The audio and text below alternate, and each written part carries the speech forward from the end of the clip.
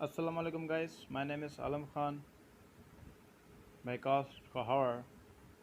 I am from SUCL Sindh University campus, Latkana.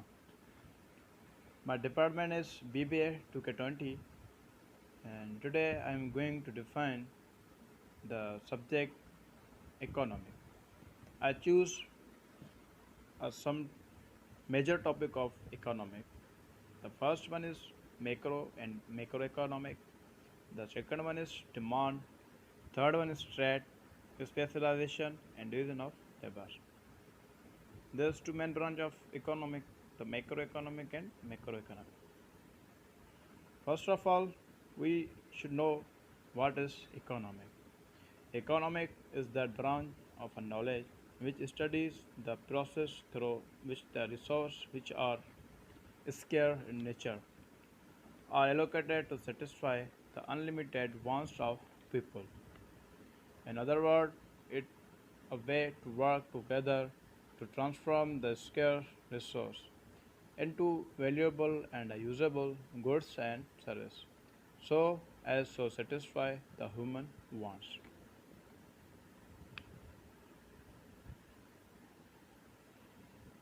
The main branch of economic, the macroeconomic and the macroeconomic. First of all, the the first one is microeconomic. Microeconomic reflects to that branch of economy which studies individual units such as consumer, household, industry, and price of production. Microeconomics examines how the scarce resource to be allocated among people efficiently. So it's cover product price, consumer behavior, factor pricing, firms behavior, industry location.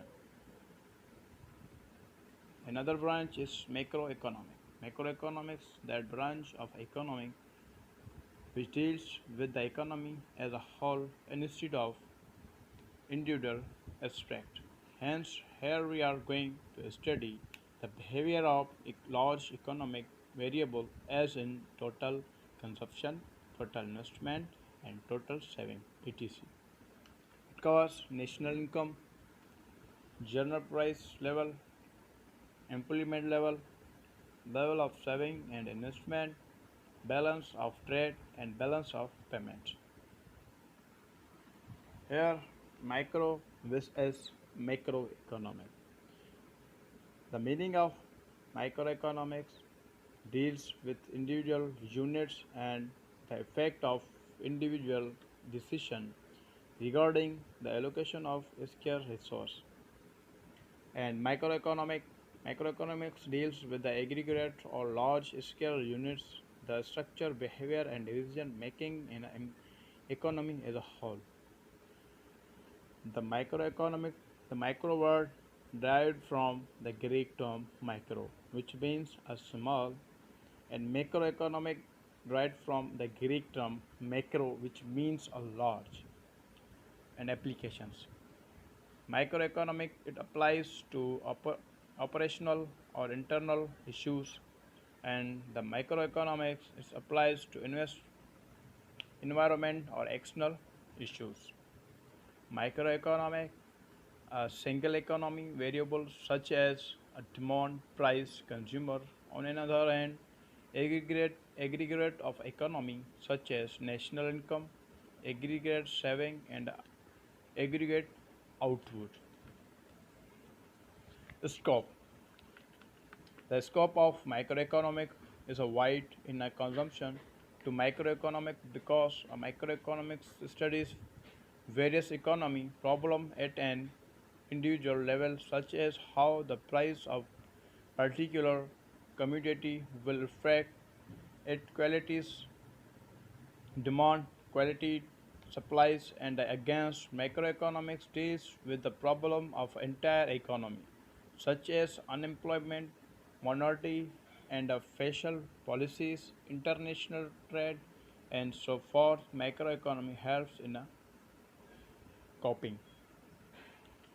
Another one is central problem. Price determines an allocation of resource. the determination of level of income and employment. The importance. Once it comes to important, macroeconomics as a contain the price of a product and other factors of production. Conversely, macroeconomics helps in a maintaining stability in a general price level and resolve the major economic problem such as inflation, deflation, unemployment, and poverty as a whole.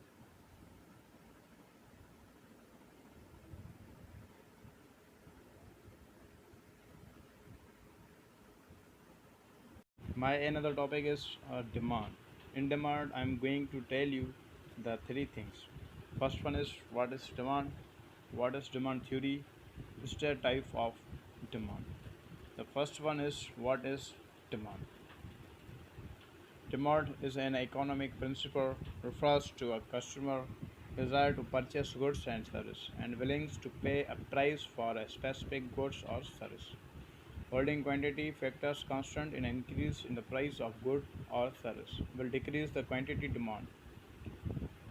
Market demand is the total quantity demand across all customers in a market for a given good. Aggregate demand is the total demand for all goods and services in the economy. Multiple stock strategies and often require to handle. The another topic is my what is demand theory. Demand theory is an economic principle relating to the relationship between customer demand for good and service and their prices in the market. Demand theory forms the basis for the demand curve, which relates customer desire to the amount of goods and goods available. As more as a good or service is available, demand drops, and so does the equilibrium price. And now, here the type of demand. There's five main type of demand. The first one is individual marketing demand, organization and industry demand, autonomous and drive demand, demand for a perishable and a durable goods, short term and long term demand. So first, I'm going to define the first one, individual marketing demand. It refers to the classification for demand of a production based on the number of consumers in a market. Individual demand can be defined as a quantity demanded by an individual for a product at a particular price and within price specific period of time. Market demand is the aggregate of individual demand of all customers of a product over a price of time at a specific price, while other factors are constant. Second one is organization and industry demand. That refers to the classification of a demand on the basis of market. The demand for the product of an organization at given price over a point of time is known as organization. The sum total of demand for a product of all organizations is a particular industry is known as industry demand. Third one is autonomous and drive demand. The demand for a product that is not associated with the demand of other product is known as autonomous of a direct demand. The autonomous demand arises due to the nature desire of individual to consume the product. On the other hand, direct demand refers to the demand for a product that arises due to the demand for other products. Moreover, the demand for a substitute and a complementary good is also direct demand. Demand for a demand for a perishable and durable goods. The price that refers is to the classification of a demand on the basis of usage of a good. The goods are divided into two categories: perishable goods and durable goods. Perishable goods, non-durable goods, refers to the good that have a single use. On the other hand, a durable goods refers to the good that can be used repeatedly. 5. Short-term and long-term demand. This refers to the classification of a demand on the basis of time period. Shorter demand refers to the demand for products that are used for a short-term duration of a time for a current period. This demand depends on the current tastes and the preference of a consumer. On the other hand, long-term demand refers to the demand for a product over a long period of time. Generally, durable goods have long-term demand. Here's my another topic is specialization and division of labor. Specialization of a labor is the most often known as the division of a labor and refers to the process in a business in which large tasks and divided into smaller tasks and different employees or different groups of employees complete those tasks. Specialization is highly desirable in a large scale operational such as a car manufacturing because it allows works with a specific skill sets to the efficiently perform as a specific task. Workers with a specific skill sets to a certi- efficiently perform a specific task.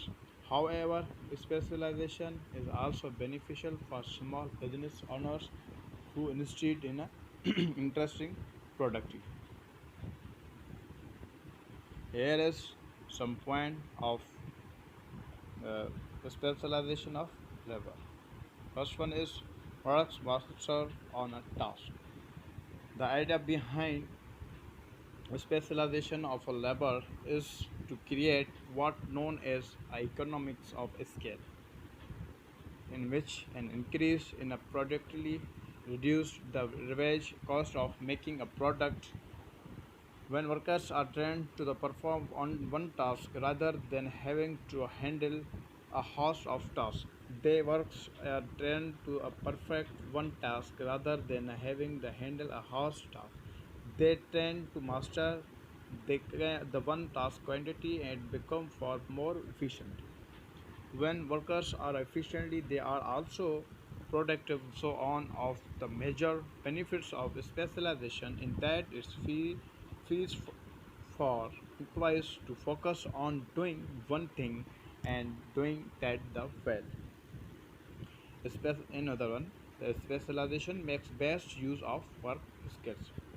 If you own a business that makes a custom bicycle, you have to be hard pressed to hire one employee who can design bicycle and assemble every component of the cycle for start to finish. However, if you hire one person to design the cycle and another person to assemble the cycle, you specialize the labor and maximum the worker skills. And one is that is done leads to better productivity because you don't have to spend time and money training your cycle design how to make the cycle, and you don't have to spend time and money teaching your cycles maker how to design cycle. More importantly, it's highly uniquely that either one of your worker has the skill and motivational to learn to the other persons, especially so dividing the labor is an efficient use of each person skills set. It saves time. There's an old business adage that the time is of money, and so is the owner of your own company. You know this is better than anyone else.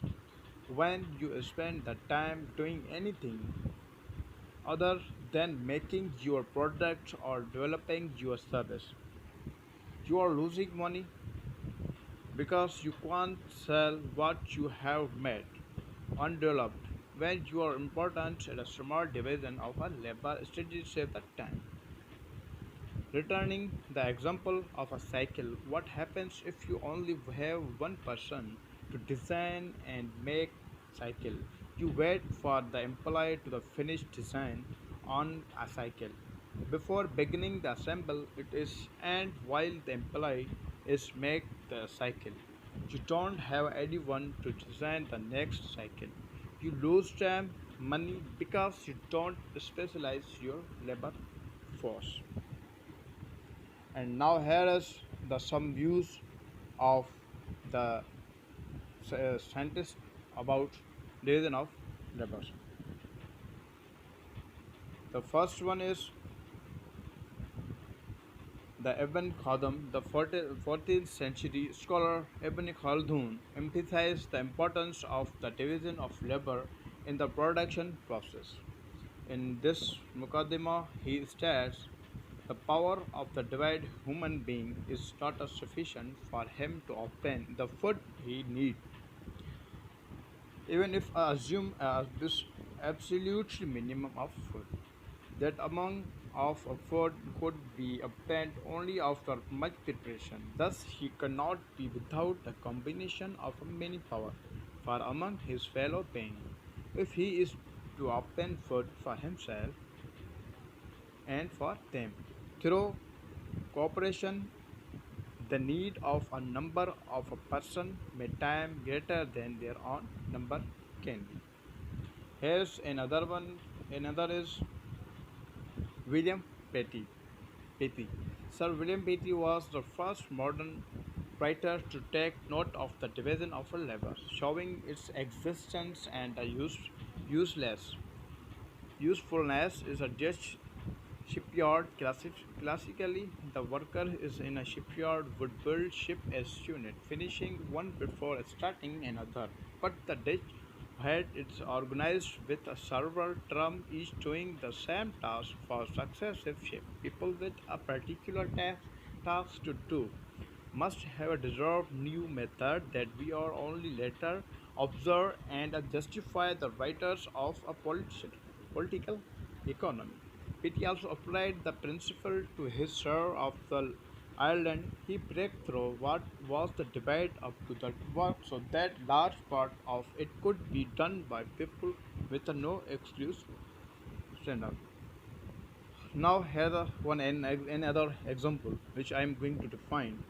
The one man draw a cut the wire and other straight it the third cut it fourth point it a fifth grand it at the top of the receiving that he had to make the head required two or three distance operational to put on its a particular business to within the pants of another it is even a thread by the itself to put them into the paper. And the importance business of making a pen is in this manner divided into the about 18 distinct operational which is some manufacturers are all performed by a distinct hand. Though it is other the same man will sometime perform two or three of them. I have seen a small manufactory of this kind.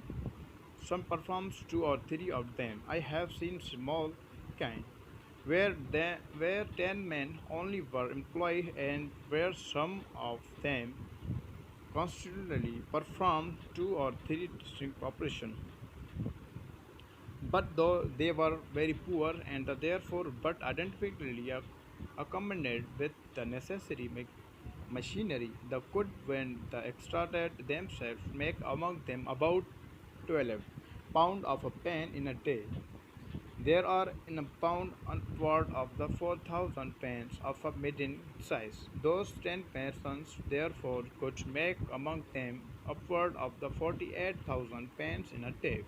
Each person therefore making a tenth part of the 18,000 pence might be considered as a making 4,800 pence in a day. But if they had all worked separately and independently and without any of them having been educated to this particular business, they certainly could not each of them have made 20 pen, perhaps not one pen in a day.